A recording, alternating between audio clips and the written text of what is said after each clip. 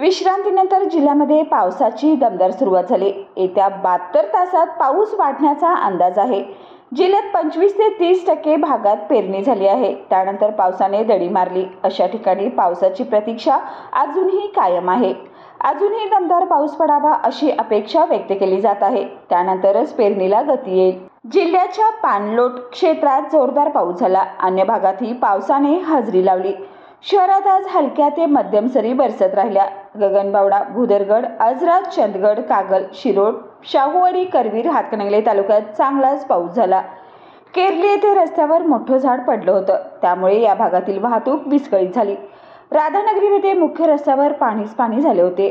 उन्हाळ्यासारखे तापमान अनुभवणाऱ्या करवीरवासियांना पावसामुळे दिलासा मिळाला आहे। विजांचा गडगडाट आणि पावसाने गारवा अनुभवायला मिळाला आहे। सोयाबीन, भात, भुईमूग पिकाची पेरणी झालेल्या ठिकाणी हा पाऊस उपयुक्त ठरला।